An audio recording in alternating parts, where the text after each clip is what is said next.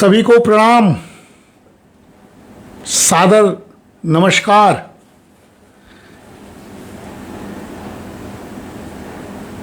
जैसा सदैव होता है कि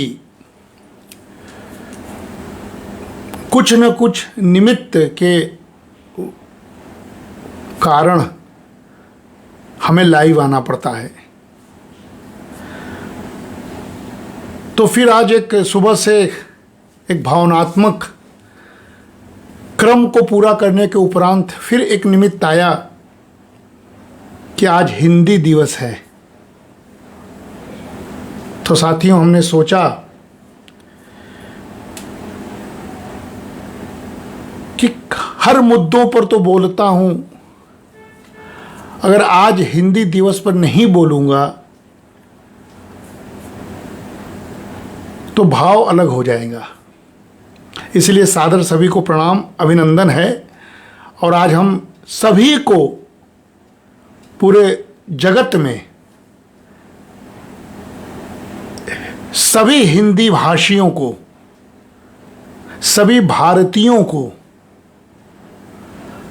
और सभी भाव प्रधान व्यक्तित्वों को हिंदी दिवस पर हार्दिक शुभकामनाएं प्रेषित करता हूं।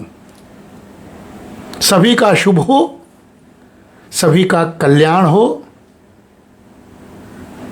सभी के समृद्धि उत्तरोत्तर बढ़ती रहे, सभी स्वास्थ्य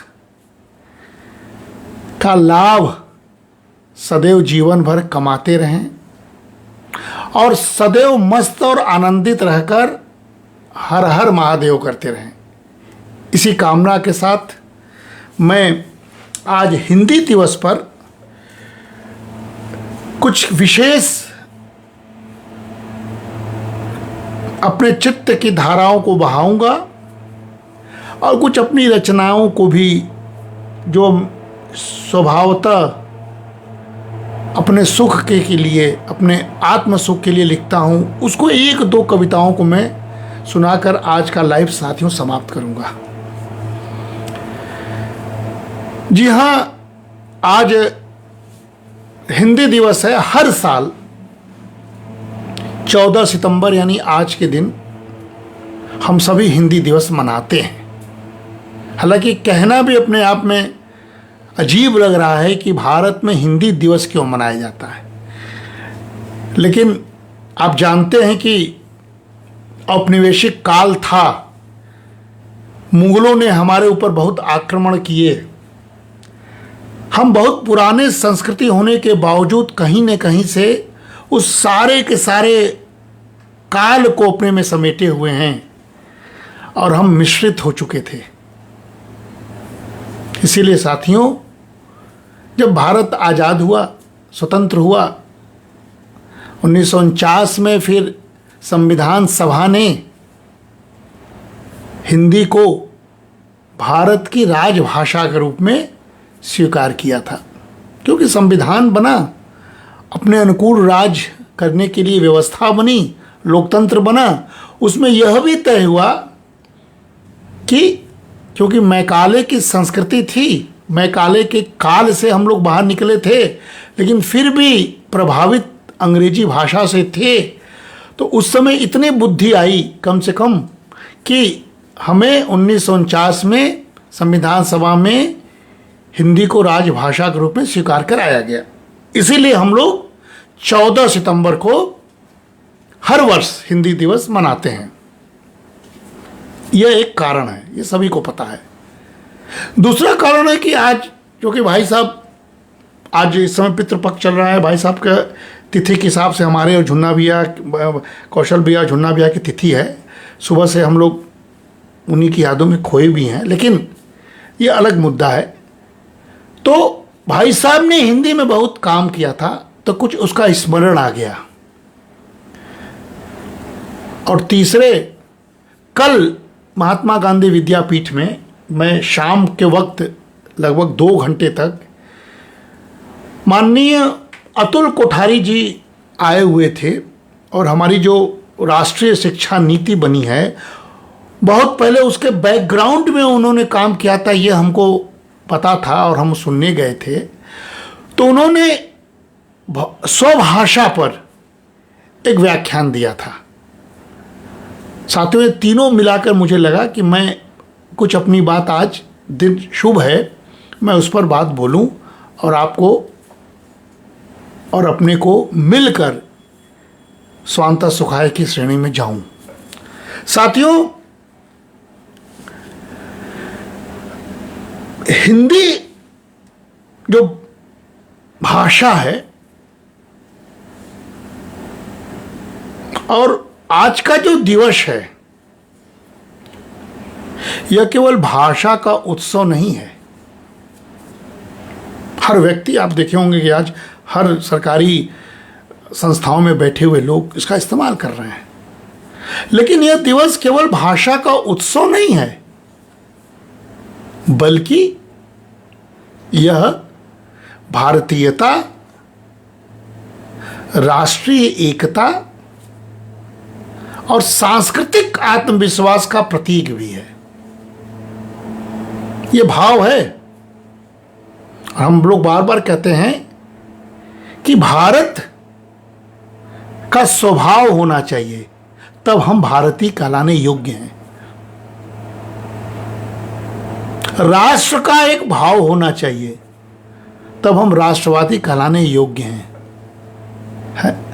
और उस दोनों चीजों में, राष्ट्र के भाव और भारतीयता होने का भाव, ये दोनों को होने के लिए साथियों, भाषा एक सेतु का काम करती है। इसीलिए आज का दिन महत्वपूर्ण हम लोग मानते हैं कि 1949 में राजभाषा के रूप में जो हम इसको स्वीकृति देते हैं, तो इसके प्रतीक भारत के किसी कोने में किसी रूप में विवाद होना हृदय पर आघात लगने जैसा लगता है। इसलिए मैं कह रहा हूं कि यह भारतीयता, राष्ट्रीय एकता और सांस्कृतिक आत्मविश्वास का प्रतीक है। साथियों, इसको महसूस करके देखिए तो। और यह भी सच है कि हमारी हिंदी भाषा, मातृभाषा, पूरे भारतवर्ष में सबसे अधिक बोली जाने वाली भाषा तो है ही है। क्योंकि अगर देखा जाए लोकतांत्रिक हिसाब से भी, तो 45 से 48% से अधिक हमारे लोग मातृभाषा के रूप में हिंदी या हिंदी की बोलियों को ही बोलते हैं। आप देख लीजिए। इसीलिए यह लोक भाषा और साहित्य दोनों में लोगों के जोड़ने वाली धुरी है। ये सच्चाई है। और आज मैं आपके सामने जो प्रत्यक्ष रूप से मौजूद हूं, कोशिश करूंगा कम से कम दूसरे भाषा का प्रयोग करूं, क्योंकि मुझे भी अभ्यास करना है। हम सभी को अभ्यास करना होगा, क्योंकि हम लोग कहें ना कि एक भाषाओं में मिश्रण हो चुका है।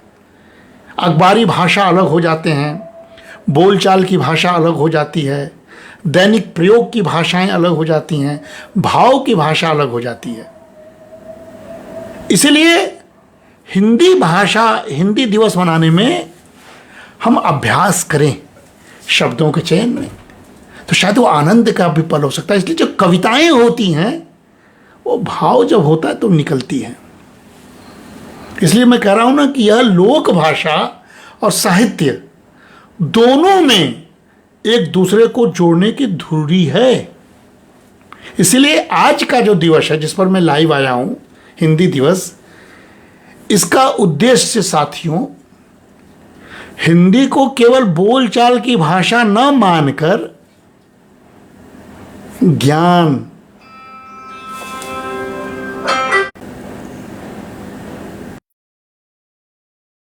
को केवल बोलचाल की भाषा न मानकर ज्ञान, विज्ञान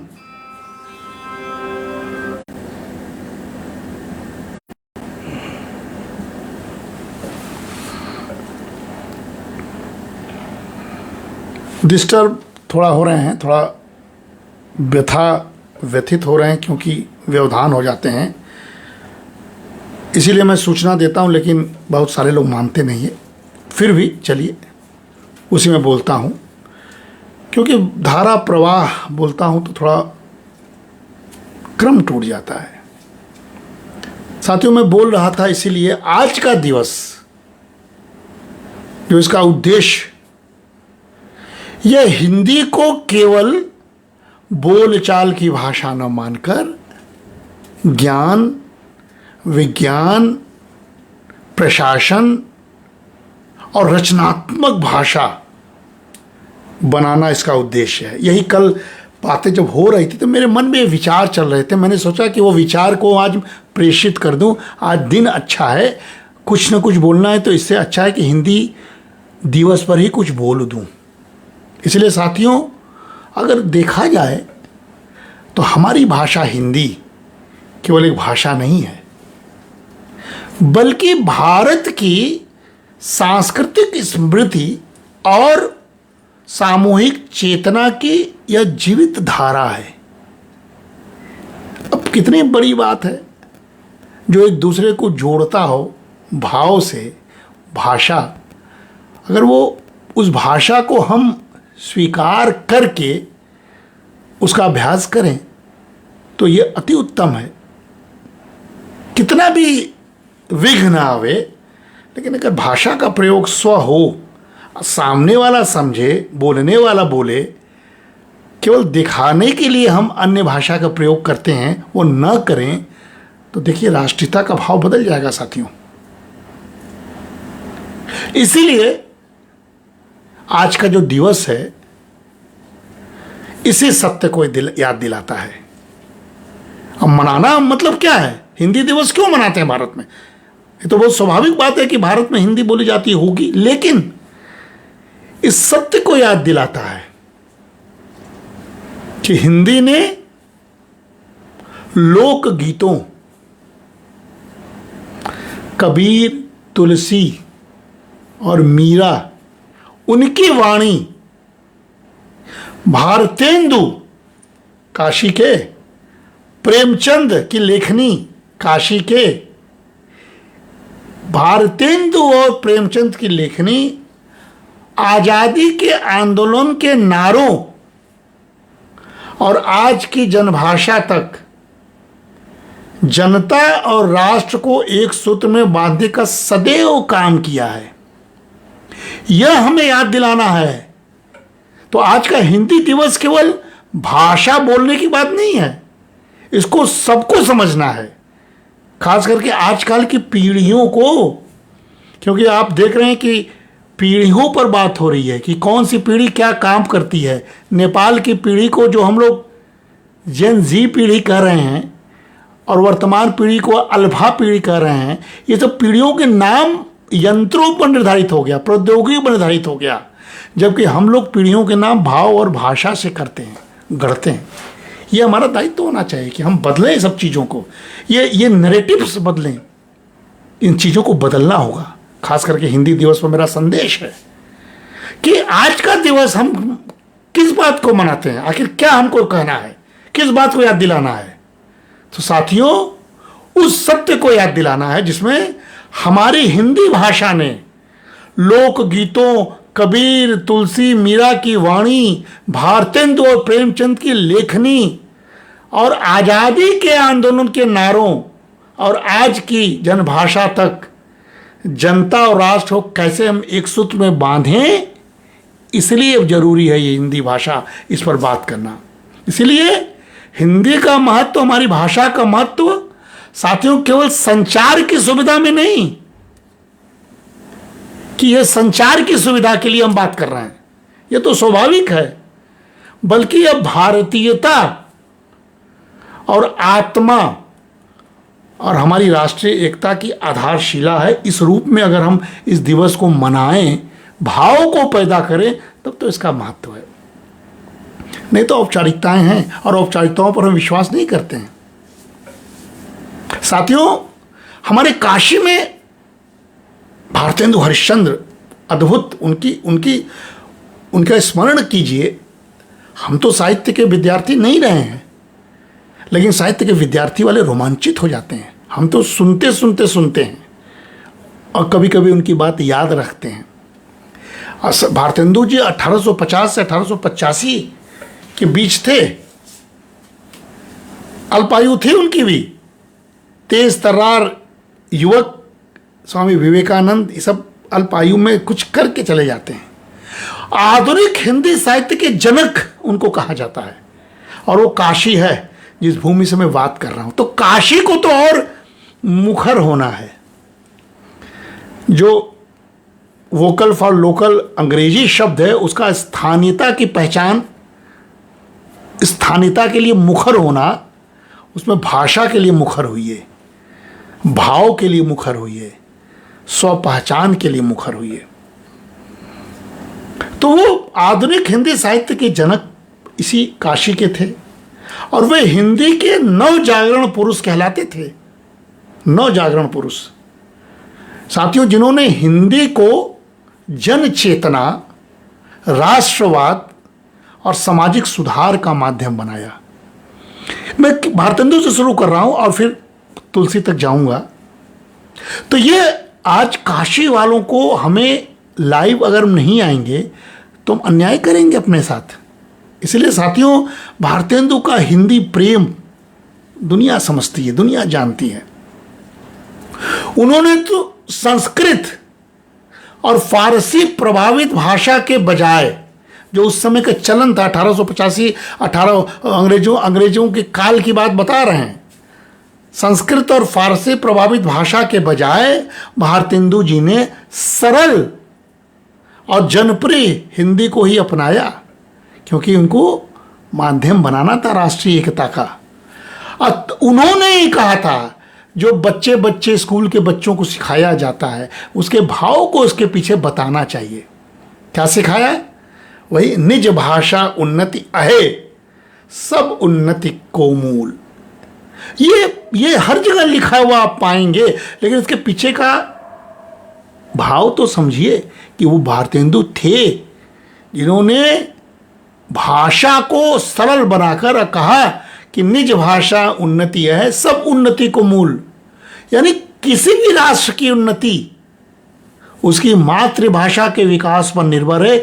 यही तो नई शिक्षा नीति का आधार बना, और यही तो मैकाले ने अपनी भाषा को उन्नत करने के लिए औपनिवेशिक काल में भारतीयों को गुलाम बनाने की साजिश रची, जिसमें वो सफल भी रहा। वो उसकी भाषा थी, उसके भाषा उसकी भाव पर हमें प्रश्न चिन्ह नहीं उठाना चाहिए। हमें तो अपनी भाषा अपने भाव पर बात करनी चाहिए ना साथियों। तो भारतेंदु जी ने राष्ट्र की उन्नति और उसकी मातृभाषा किस पर निर्भर है, तो उन्होंने कहा कि भाषा पर निर्भर है। तो ये सारी बातें हमें याद रखना चाहिए। इसलिए निज भाषा उन्नति है, सब उन्नति को मूल। ये सबको पता है, लेकिन उसके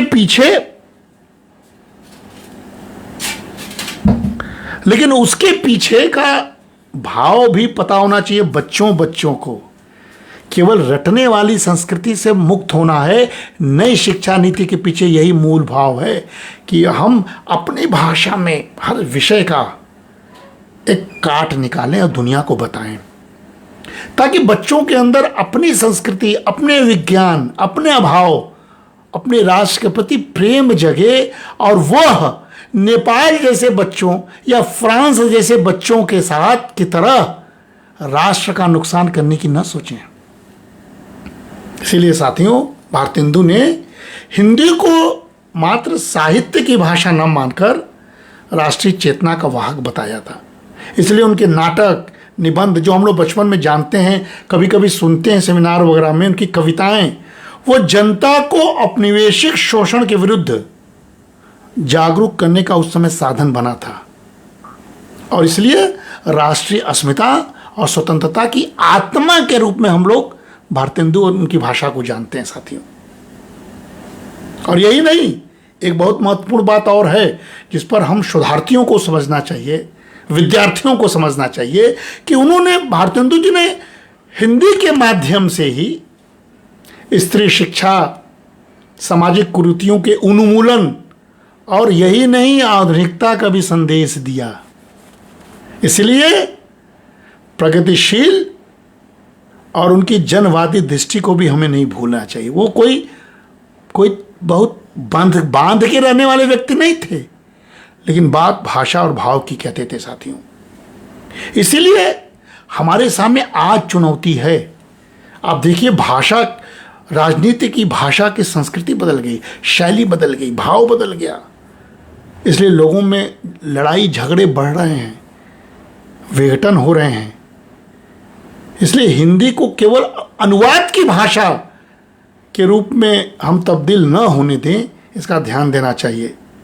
इसलिए विज्ञान, प्रौद्योगिकी, प्रशासन, अंतर्राष्ट्रीय विमर्श में भी यह भाषा कैसे चले। वर्तमान सरकार के अगुआ, हमारे देश का प्रधानमंत्री, हमारे काशी का सांसद नरेंद्र मोदी भरसक ये कोशिश करते हैं कि हिंदी भाषा का उत्थान हो, और ये अटल बिहारी वाजपेयी जी करते थे।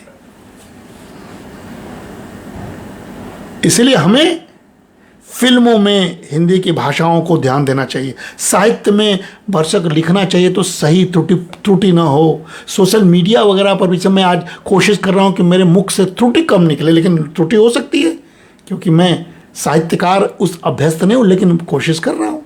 तो सोशल मीडिया में भी हम हिंदी भाषा का अधिक से अधिक उपस्थिति कैसे दर्ज कराएं, इस पर हमें बात करना चाहिए साथियों।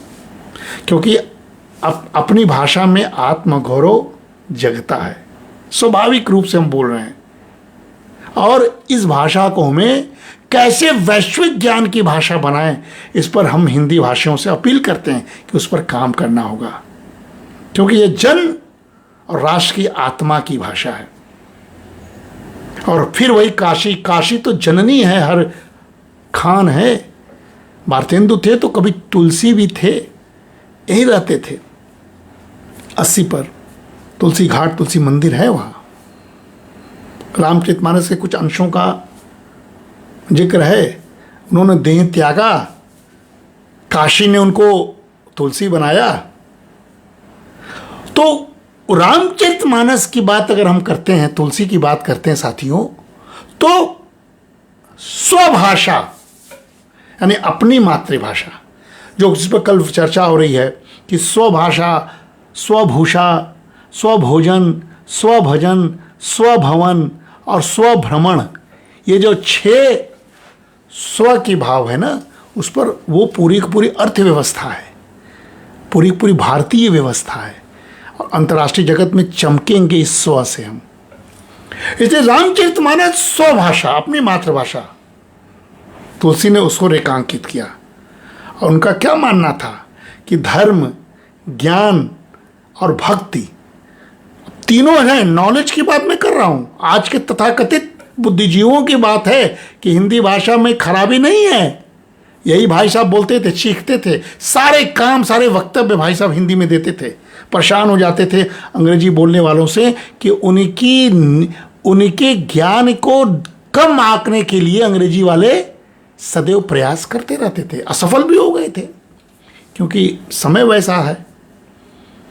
तो तुलसी का मानना था कि धर्म, ज्ञान, भक्ति तभी सबके लिए सहज और सुलभ हो सकता है जब वो जन भाषा, और इसीलिए उन्होंने अवधि को चुना। साथियों ये ध्यान दीजिए, इसीलिए उन्होंने अवधि को चुना। और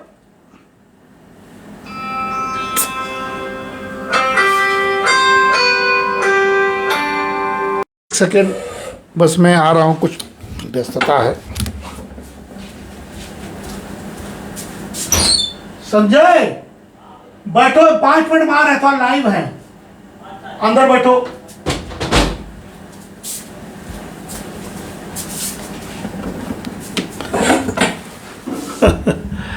क्या तो मैं जल्दी खत्म करूंगा, आज लगता है कि व्यवधान ज्यादा है। तो तुलसी की बात मैं कर रहा था साथियों कि स्वभाषा और सहजता का उदाहरण देखिए, सुंदरकांड।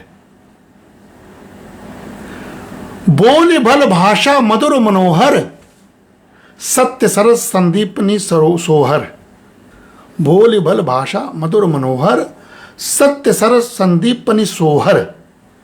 अब देखिए सुंदरकांड में एक ये आया है कि जो वाणी यानी भाषा, वाणी मतलब भाषा, सरल मधुर और सत्य से युक्त होती है, वही हृदय को आनंदित करती है। उनका संकेत क्या था? अपना रामचरितमानस, अपनी लोक भाषा ही सबसे स्वाभाविक और मनोहर होती है। ये तुलसी का संदेश, उन्होंने अपना संदेश भी बार बार दिया है और इसीलिए स्पष्ट कहना था। रामचरितमानस का जो भूमिका अगर हम लोग बात करते हैं, संस्कृत भाषा परम लघु बड़ विचित्र बहुभांति। संस्कृत भाषा परम लघु बड़ विचित्र बहुभांति, कतहि विदत विप्रवर नहीं बुझत सब ज्ञानति। स्पष्ट बोला है, संस्कृत भाषा अत्यंत गूढ़ और अत्यंत कठिन है, जिसे केवल पंडित लोग ही समझ सकते हैं। उस समय काशी में भी रहते थे, बाद में वो काशी के विद्वानों का कोई मतलब और छोड़ नहीं था। कहते थे कि केवल पंडित लोग समझ सकते थे, सामान्य जनता नहीं समझ पाएगी। इसीलिए तुलसी ने मानस को जनभाषा अवधि में रचा, ताकि जन जन तक धर्म और भक्ति पहुंचे। ये भाषा का स्वभाव है और वो दिखाया तुलसी ने। ये एक्सपेरिमेंट था, प्रयोग था, जो भारतवर्ष में सफल हुआ।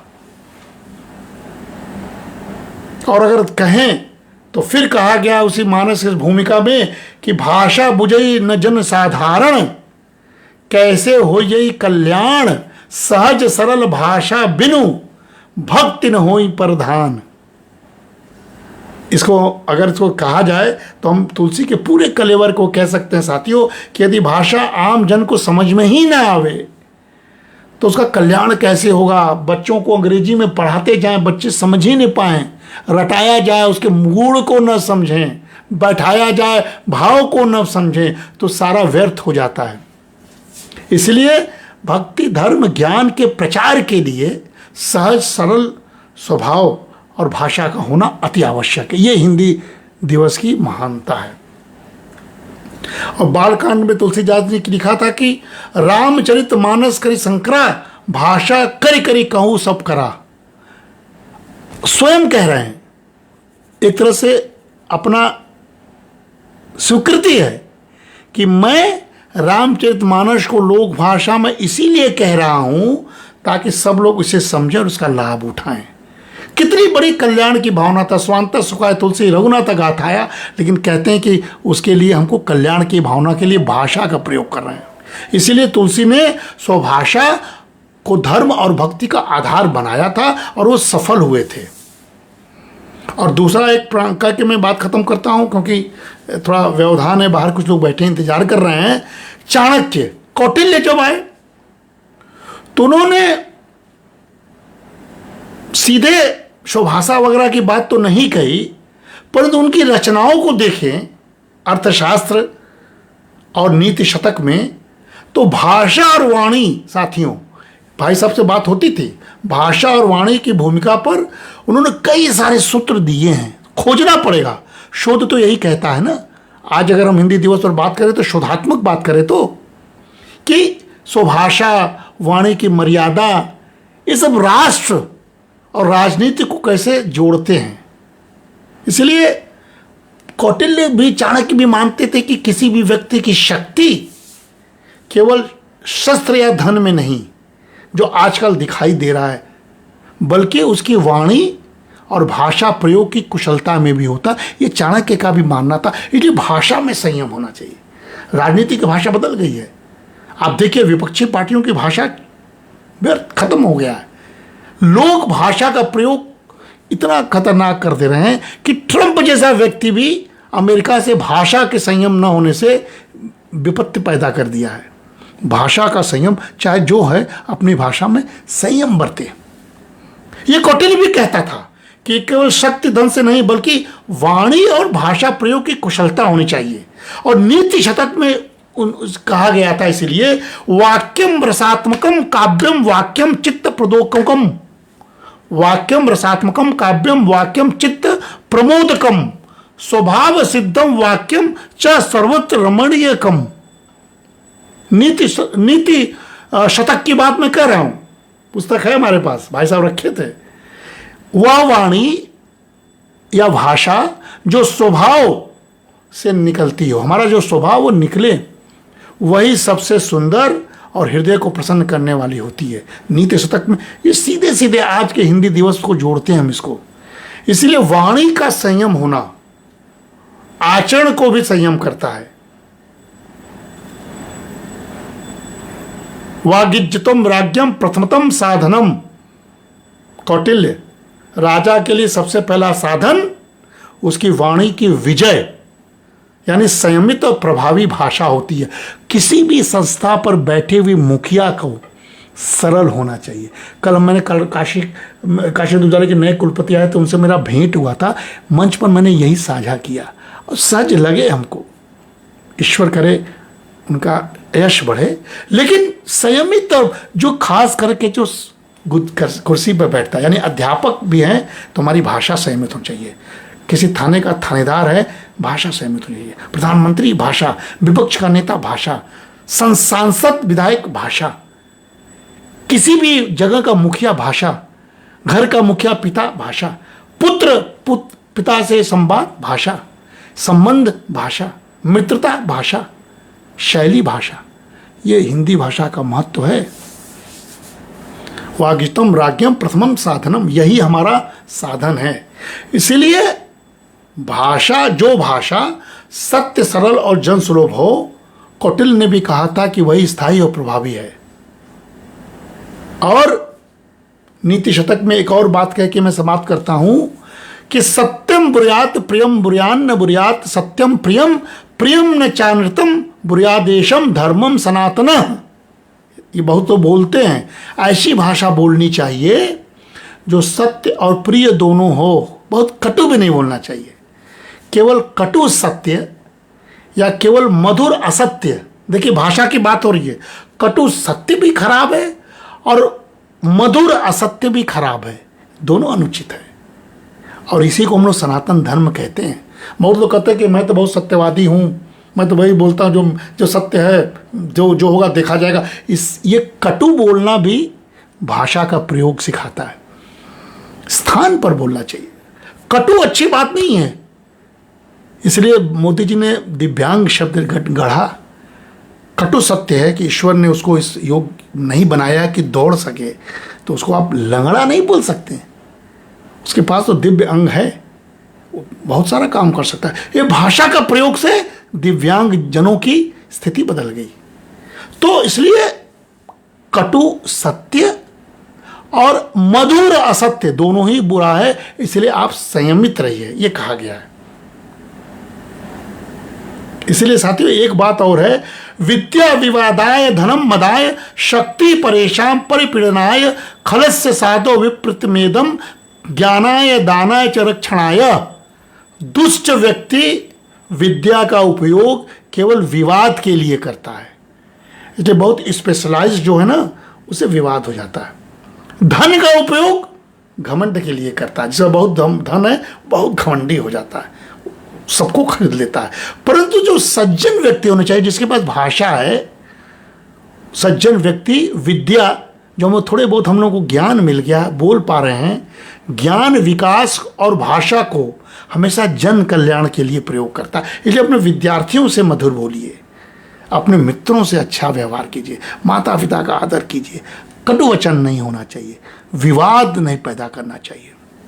संवाद में विवाद होता है, लेकिन संवाद का वचन अगर भाषा ही हो तो अच्छा होता है।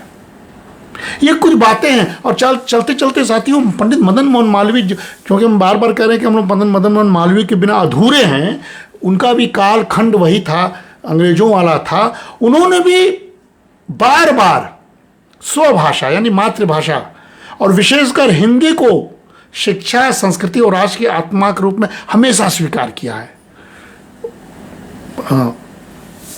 इसीलिए साथियों, पंडित मदन मोहन मालवीय जो हम लोगों के सनातन पिता हैं, उनका भी मानना था कि शिक्षा तभी सार्थक होगी जो बस स्वभाषा में दी जाएगी। तो ये पंडित मदन मोहन मालवीय ने 1916 की शिक्षा नीति के रूप में ही बता दी थी। वो आज नई शिक्षा नीति है जो भाषा को महत्व दे रहा है। 100 वर्षों का इतिहास। अब इसका उत्तर उन लोगों को देना होगा जो बीच में भाषाओं को महत्व नहीं देते थे। कहते थे पंडित जी कि विदेशी भाषा में शिक्षा केवल रटने और स्मरण तक सीमित रहती है, किंतु स्वभाषा में दी गई शिक्षा मस्तिष्क और हृदय दोनों को विकसित करती है। पंडित मदन मोहन मालवीय जी है। इसलिए मैंने कुलपति से कहा कि महामना के स्मृतियों को खूब उकेरिए। इसलिए हिंदी ही वह भाषा है जो संपूर्ण भारत को एक सूत्र में बांध सकती है।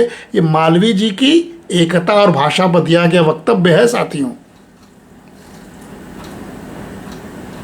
तो ये सारी बातें अगर हम लोग देखते हैं तो इसलिए मैं आया हूं कि आज कौशल भैया का स्मरण भी कर रहे थे, दिन भर झुन्ना भैया का स्मरण कर रहे थे। भाव बदला, भाषा निकला। हमने सोचा शाम को भी कुछ बोलूं, तो कौशल भैया सदैव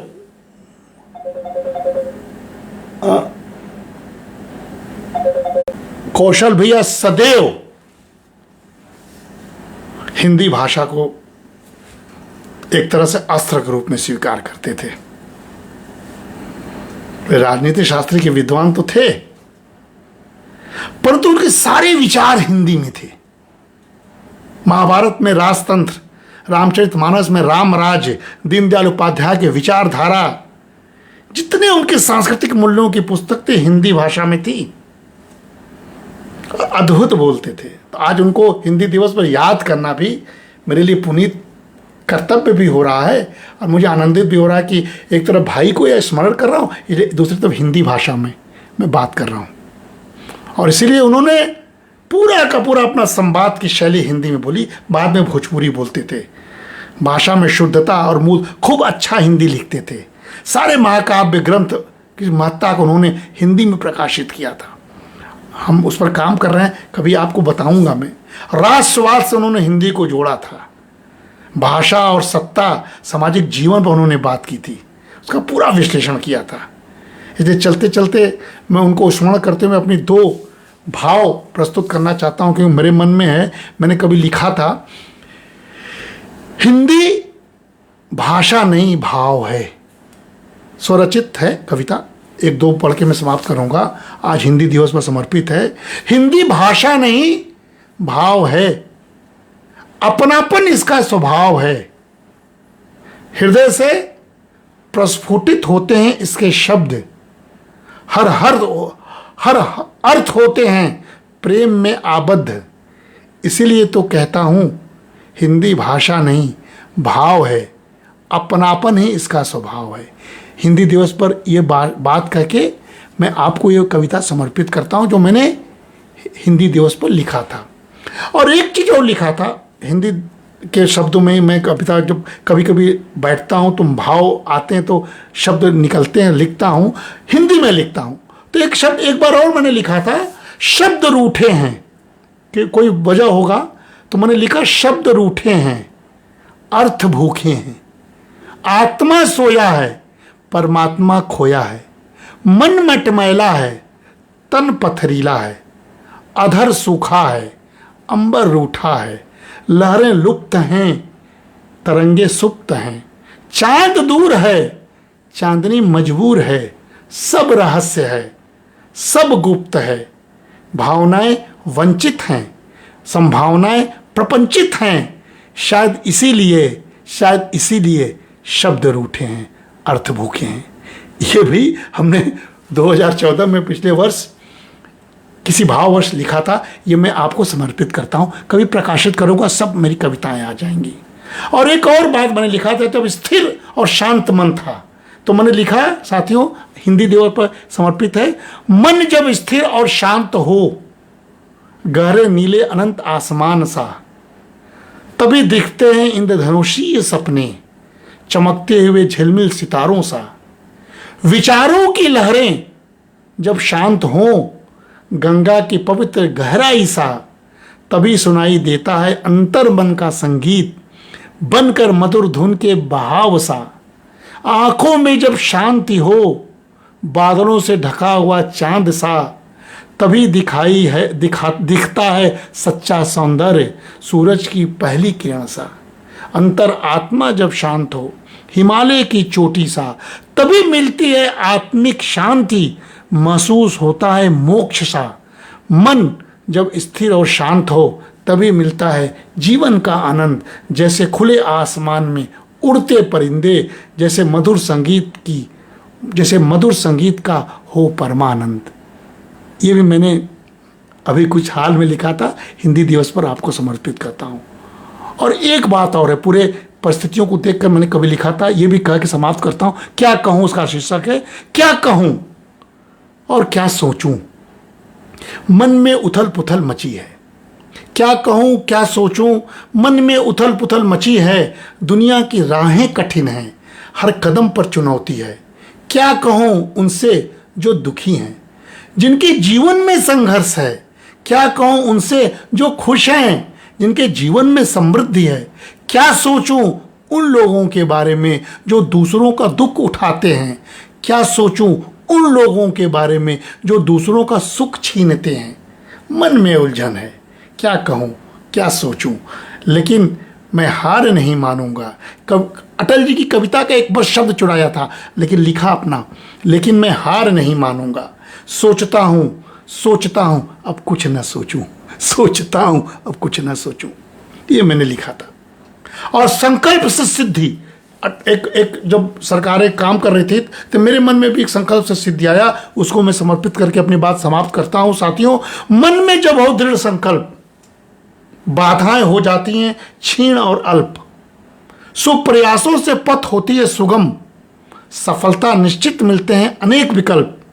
जैसे पहाड़ों को चीरता है नदी का तेज प्रवाह, वैसे ही संकल्प की शक्ति से नपता है समुद्र अथाह। कठिनाइयां आती हैं, जीवन का यही सच है, लेकिन हार न मानना सफलता का सूत्र है। हार न मानना सफलता का सूत्र है। उठो जागो संघर्ष करो, विवेकानंद जी का लाइन है, उठो जागो संघर्ष करो, प्राप्त करो अपने लक्ष्य को। संकल्प से सिद्धि होती है, आत्मसात करो उसी मंत्र को, आत्मसात करो उसी मंत्र को। ये मैंने स्वामी जी को समर्पित किया था, आज आपको समर्पित करता हूँ। और एक माँ, पितृपक्ष चल रहा है, माँ के नाम सुभाषिणी।